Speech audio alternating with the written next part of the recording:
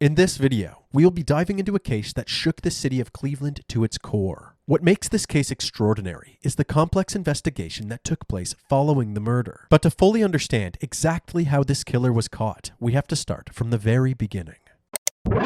On November 3rd, 2013, at exactly 8:35 p.m., the Cleveland Police Department received a chilling 911 call. 911, do you need police fire?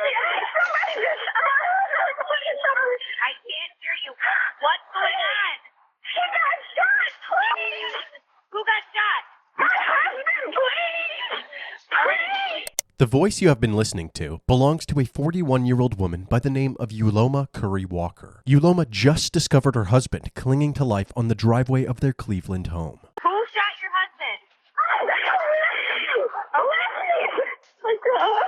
Please, baby. Okay, the police are coming, ma'am. Please help me. Please help me. Ma'am, police are coming and EMS is coming, okay? They're en route. Okay, stay right here. Don't move. Don't move, baby. Don't move. Please don't move.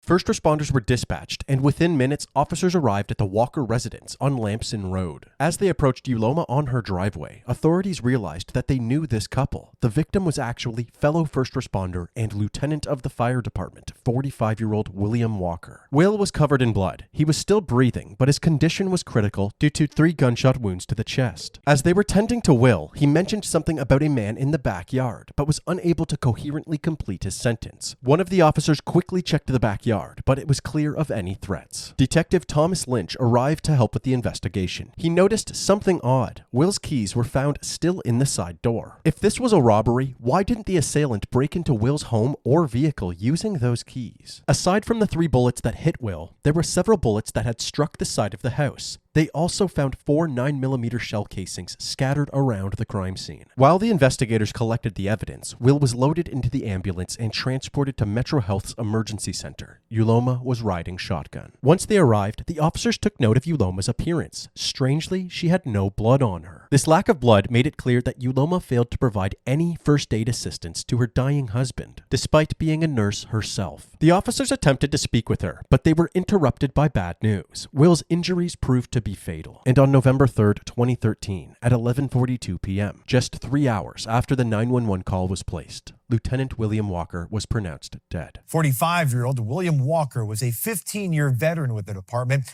Walker was shot several times in the driveway of his Cleveland home last night. Walker's neighbor tells us she heard 5 shots. And here is what else we have learned. Sources connected to the investigation say Walker had a laceration wound in addition to multiple gunshot wounds in his chest. He died at Metro Health Medical Center. Walker's colleagues say he leaves behind a wife and 2 children. Following Will's death, the police brought Uloma into the station for further questioning. So the reason we asked you to come down is because we never really got a chance to talk with you about, your Will's life together. Uloma and Will met back in 2005. They instantly felt a connection. They were both single parents, each having 2 children from previous marriages. And they both had similar social circles due to their professions, Uloma as a nurse and Will as a firefighter. In early 2013, Uloma was diagnosed with breast cancer. This pushed the couple to finally get married, partially so Uloma would be covered under Will's insurance benefits. William was just a great person. Unbelievable. I'm not going to say he was perfect, but he was my perfect. I just want to find out what happened. I know this isn't easy, honey. How about, can we just go through what happened? On the night of the shooting, the 2 were packing their belongings for their upcoming move to a new home in Madison, Ohio. Just before 8:30 p.m., Uloma asked Will to get some dinner from a nearby McDonald's. Upon his return, Uloma heard shots fired and Will screaming outside. After running outside and finding Will on the ground, she noticed a suspicious stranger while she was dialing 911. It was one guy. I don't remember what he looked like. And I asked him, what did he want? I remember. That's the only person I remember. Was he close to you? Did he approach you? He came in the driveway. Officers instantly had an idea of who this mysterious person may be. Will and Uloma's neighbor was a 27-year-old man named Rex Coleman. Rex had an extensive criminal record and had multiple armed robberies under his belt. He also owned an auto dealership that Will was in the process of purchasing 2 vehicles from. However, after paying $10,000 for one of them, the vehicle never arrived. The detectives asked Uloma if this conflict ever led to a confrontation between Rex and Will. She said no. However, there was a heated altercation between Will and some of Rex's acquaintances. There was no physical altercation or anything, just yelling and screaming. Yelling and screaming. She couldn't remember what this altercation was about, but from that point on, Will always carried a gun whenever he left his home. Something had happened and William had gotten his gun from underneath the bed. He took Pepe outside. To the dog. Mm-hmm. Following this interview, they hunted Rex down and brought him to the station for questioning. He denied any involvement in Will's shooting and provided an alibi, a pizza date with his girlfriend. Police were able to confirm this alibi, and nothing suspicious was found while looking through Rex's phone. Therefore, Rex Coleman was ruled out as a suspect. This lead didn't pan out, but it wasn't long before detectives had another name on their radar. After setting up an anonymous tip line, the police received multiple tips telling them to look into somebody named Chad. However, they provided no last name, no address, nothing, just the name Chad. The investigators reached out to Uloma and asked her if she knew anybody by that name. She said that her daughter Jackie actually had a boyfriend named Chad, and that the two were at Chad's mom's house on the night of the shooting. When speaking with Jackie, the detectives found it odd that she also wouldn't provide Chad's last name, but they were easily able to track this information down. His name was Chad Paget. The detectives spoke to all 3 of them, Uloma, Jackie, and Chad, about Chad's relationship with Will. They all said essentially the same thing, that Chad and Will got along just fine.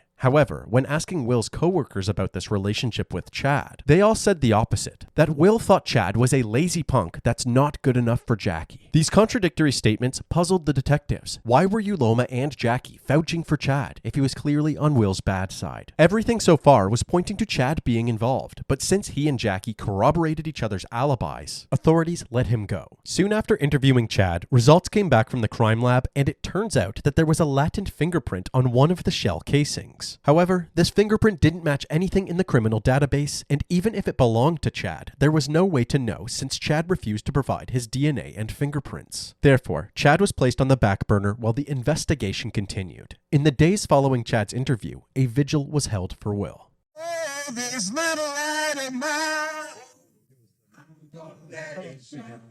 Hundreds packed Lamson Avenue for a candlelight vigil for Cleveland firefighter Lieutenant William Walker. Heavenly Father, we just ask that you watch over his family in this particular time of need. He was a great firefighter, great paramedic. He represented us well. And I could tell you this, that I'm a better man for having known Will Walker. I'm really emotional right now, but I just want to thank everyone for coming out to support my brother. He would gladly, and I know he's gladly appreciating this right now. Thank you. I love you, Will. I put my life on the line for the fire department. I've never done the things that he's done for this community. And somebody know what happened. And they're listening right now. So you will be caught. Not long after, there was also a memorial held by Will's fellow firefighters to honor his memory before he was laid to rest. Not a single person had a bad word to say about Lieutenant William Walker. Just about an hour ago, he was let out by a procession of firefighters with his casket as they came out of public auditorium. They took the casket into a fire truck where the lights and sirens were going, and they took him off. He was a great family man. Real silly. That's what I'm gonna miss about him. He used to make me laugh a lot. We had the same sense of humor. Over the next year, the case slowly went stagnant. Several more leads were looked into, but each of them only led to a dead end. Uncertain of what move to make next, they brought Uloma back in for another interview as a last-ditch effort for new information. Was there anything going on at the time? Was there anything that we should be, focusing on? I just want to find out what happened. Okay, well, that's what we're trying to do. Hey, was there anything going on with finances? We didn't have a problem. How's your health been? Your health all right? I've been to the doctor. Yes, no problem. The detectives found it very strange that someone diagnosed with late-stage breast cancer hadn't gone into the doctor recently. After this interview, they looked into Uloma's medical records. They determined that she hadn't been to a doctor in over a year. In fact, it turns out that there was zero history of her undergoing chemo or any cancer treatment at all. Authorities quickly realized that her late-stage breast cancer diagnosis was a complete lie. This led investigators to dig deeper into Uloma's records, including her financial records, and it turns out that she had amassed a significant amount of debt using a plethora of credit cards. For a moment, the investigators thought that they were onto something big. Perhaps Uloma had faked her diagnosis so that Will would marry her, and once married, she killed Will to collect his life insurance payout, thus solving her crippling financial situation. But they quickly learned that the beneficiary for Will's life insurance wasn't even Uloma, but rather his ex-wife Rita. Uloma didn't receive a dime. Did Uloma think that she would receive that money? Otherwise, why would she kill Will if it wasn't for money? Was Uloma really involved in Will's death after all? Investigators needed more information if they ever wanted to answer these questions. So in December of 2014, the Cuyahoga Police Department and the Cleveland Fire Department offered a $10,000 cash reward in exchange for any information about Will's murder that leads to an arrest. We sincerely hope that someone will step forward and provide some information to solve these senseless crimes. After notifying the public about the cash reward, a new tip came in from someone named Isaiah. Apparently, Isaiah had been approached by none other than Chad Padgett, who asked if he would carry out a hit in exchange for money. Isaiah denied this offer. With this new information, police now had probable cause for a search warrant of Chad's phone records. They noticed that around the time of the shooting, Chad was constantly communicating with Jackie and another unknown number. Police were able to trace this phone number back to a man named Ryan Doherty. Ryan Doherty was notorious in Lieutenant Walker's neighborhood for his colorful history of robberies and burglaries. In fact, at this point in the investigation, Ryan was serving a 17-year prison sentence for robbing a Family Dollar store and shooting a cashier in the stomach, less than 3 weeks after Will was killed. Officers wanted to build as strong of a case as possible before moving in on any suspects, so they obtained search warrants for Jackie, Ryan, and Uloma's phone records as well. They then worked with the FBI to create a clear map showing the exact location of these cell phones throughout the night of the shooting, and the exact times that they were communicating with each other. It revealed that right before the time of the shooting, Chad and Ryan had made their way from the west side of Cleveland, where Chad's mom's residence is, to the east side of Cleveland, directly toward the Walker residence. And at 8:30 p.m., Chad sent a text to a group chat that included him, Jackie, and Uloma. The text read, "We got a body." The evidence was beginning to paint a very clear picture of how this crime was executed, so Chad was detained and brought down to the station for questioning. The first thing they do is confront Chad with the cell phone location data. His story immediately changed. Now he says that one of his friends, a person whose identity we will not be sharing, drove him to the Walker residence where Chad had stashed some marijuana. Ryan Doherty tagged along to buy some of this stash from Chad. Where were you when you left? Were you at your house? Your mom's house? So you leave from over there in Denison. You get over to the east side.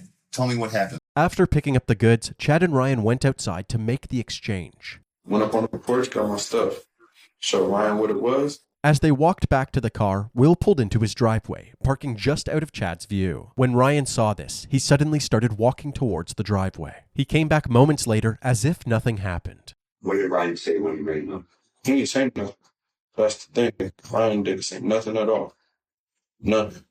It was just when I walked down the street, he told me, he's like, bro, I got you. You ain't gonna say nothing. I'm like, no, I truly did not know. You didn't hear any gunshots? No. And I know the sounds of gunshots. Chad says that he only found out about Lieutenant Walker's murder later that night. On the porch, I see Jackie sitting there crying and everything, and she told me, like, look, guess Will's dead. I'm like, what you mean? That's when 2 and 2 got in my head. Me too. While telling this story, Chad didn't realize that the detectives knew about the "We Got a Body" text. They gave him one last chance to fess up. This could be an opportunity for you to determine kind of like your fate from here on out. I don't have nothing to do with this stuff. Okay. Since Chad continued to be untruthful, the detectives decided that they had had enough. Bag murder. Give you books. Right. Didn't do nothing though, like for real. Okay. I really did not do nothing. Stand up. You probably didn't go quite how you anticipated, right? I've never even did nothing. Following this interview, Chad Paget was charged for the murder of Lieutenant William Walker. His DNA samples and fingerprints were finally collected. The fingerprints were then compared to the ones found on the shell case at the crime scene. It was a match, suggesting that Chad was the one who loaded the gun. After being thrown in jail for a few days, Chad's mother contacted the detectives, saying that Chad wanted to speak with them again. He was ready to tell the full truth. Wherever you feel comfortable starting.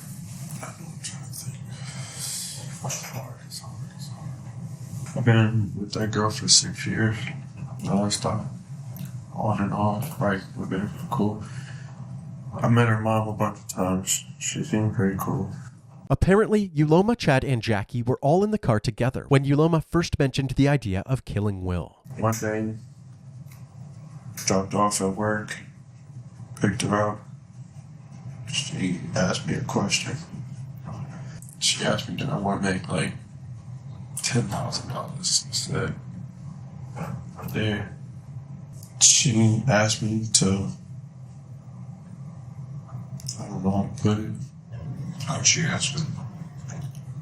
She asked me to kill Will. Uloma told them that Will had been physically abusing her, and that the only way out of this abusive relationship was to get rid of him. The man, I was on $10,000 to this. Money was running through my head. Uloma told them that Will had a $100,000 life insurance policy, and that they would get paid once the job is done. I said, I can't do it, but I might know somebody. She said, okay, that's cool. Uloma then gave Chad a $1,000 deposit to search for a person to complete the job. Chad had initially presented the offer to his friend Isaiah, but after he rejected the proposal, he turned to his cousin, 22-year-old Christopher Hine, who was known to be an arms dealer on the streets. Chris then put Chad in contact with Ryan Doherty, who he enlisted to carry out the killing. Okay, Ryan was like, would you be able to do something for some money? He was like, what's up? I asked him, is he able to kill Will for some money? He said yes. You didn't get $10,000, did you? I probably want to say altogether about 2,500. And of that $2,500, how much did Ryan get? 500, and I still owe him 100. He was on my back about it. Chad's interview was wrapped up, and Chris and Ryan were immediately tracked down and brought into the station by police. Chris was very forthcoming, telling the detectives the same story that Chad did, and then some. According to Chris, he was originally set to execute the plan in October of 2013, just a month before Will's death. He even went to Will's home on Lamson Road, but lost his nerve and couldn't fire the weapon. That's when he reached out to Ryan to carry out the hit, offering him a mere $800 and an assortment of paraphernalia. Ryan was much less cooperative during his interview. The detectives began questioning him, but without hesitation, he denied all of the allegations. The interview ended there, as Ryan would not provide any further information. Considering the "we got a body" text in the group chat, it seemed that Jackie was also closely involved in her stepfather's death. The detectives were now ready to speak with her again. Jackie initially claimed that she had no knowledge of the murder plot. However, detectives confronted her with all of the evidence, which prompted her to hop on the confession bandwagon. She opened up and confirmed what Chad and Chris had said, that Uloma claimed she was being abused and was the leader of the operation. Chad was the middleman, Chris was the arms dealer, and Ryan was the shooter. As for the driver, Chad, Chris, and Jackie all said that he was not told the real purpose of the trip, and truly believed that they were just going to fetch some marijuana. When Chad and Ryan re-entered the car, they told him to hurry up since they had just robbed someone. Furious, he ordered both men out of his car. They complied and their friend drove off. The two then took the train home, back to the west side of Cleveland to meet up with Jackie and Chris. Jackie also told the detectives that after everything was all said and done, Uloma never actually paid anybody the full amount that they were promised. Jackie was then also taken into custody, so there was only one person left, Uloma. However, there was one problem. Authorities were struggling to find Uloma. Any attempts to reach out to her were met with no response. In an attempt to hunt her down, police reached out to Uloma's inner circle, and apparently a close friend of hers had reason to believe that Uloma had fled the state. She said that several months after the shooting, Uloma had asked her to help store some of her family's belongings. The friend agreed and rented a storage unit for about $800. However, after storing the belongings, Uloma went on a road trip to North Carolina. She never reimbursed the friend and had not been seen since. Police later found out that one of the belongings Uloma left left behind was actually Will's car. The most shocking part was that his remains were found in the back seat. After collaborating with North Carolina state law enforcement, in just 3 days, Uloma was located and transported back to Cleveland, Ohio. As soon as she arrived, she was re-interviewed by Cleveland police, and this time, there was no holding back. Hey, Uloma. Remember Sandoval? It's been a while. Obviously, you're aware there's been some developments along the way. You are a person that we consider involved in the murder of William Walker. It is considered an aggravated murder case because it was planned. At this time, do you care to make any statements about our investigation into the murder of William Walker? Not with an attorney present. Okay. With Uloma being uncooperative, she was swiftly arrested. Her and her 4 co-conspirators were all charged with aggravated murder, conspiracy to commit murder, and 2 counts of felonious assault. During their arraignments, each person pled not guilty and was assigned a $1 million bond. You wish to enter a not guilty plea. Not guilty plea is accepted. Bond is set $1 million. However, leading up to Uloma's trial, her alleged accomplices would all eventually turn against her. Chad, Chris, Ryan, and Jackie all agreed to testify against Uloma for a lesser sentence as part of a plea deal. Uloma's trial officially began in June of 2017. The prosecution's plan was to show that this murder was all about money. They suggested that although Ryan Doherty had ultimately pulled the trigger, Uloma's surmounting money problems is what led her to orchestrate Will's murder. Uloma's defense team would go on to deny the allegations against her. They suggested that Uloma was a victim of Will's domestic abuse and that Jackie, in an attempt to protect her mother, had actually cooked up the murder plan. They also argued that the 4 testimonies of those involved in the murder lacked credibility and that they were only pinning this crime on Uloma to lessen their own sentences. On July 7th, 2017, after a 10-day trial, the jury had come to a decision and the verdict was presented to the court. Uloma Curry Walker was found guilty of aggravated murder, conspiracy to commit murder, and both counts of felonious assault. Her sentencing took place about a month later, on August 8, 2017, and she was sentenced to life in prison without the possibility of parole. Chad Padgett's aggravated murder charge was dropped to involuntary manslaughter, and he was sentenced to 28 years in prison. On top of his 17-year sentence from his previous convictions, Ryan Doherty was sentenced to life with the possibility of parole after 23 years. Christopher Hines was sentenced to 18 years in prison. And since Jackie was still a minor at the time of the crime, she was sentenced in juvenile court and spent 1 month locked up at a juvenile detention center before being released.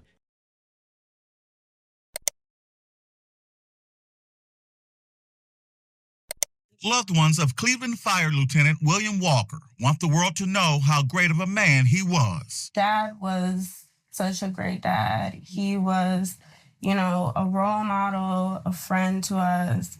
He, did so much for me and Chris. He worked, 4 jobs just so that we could be able to travel. So this is very devastating to us. He motivated me to do better, to always push harder in life, and no matter what, just keep moving forward.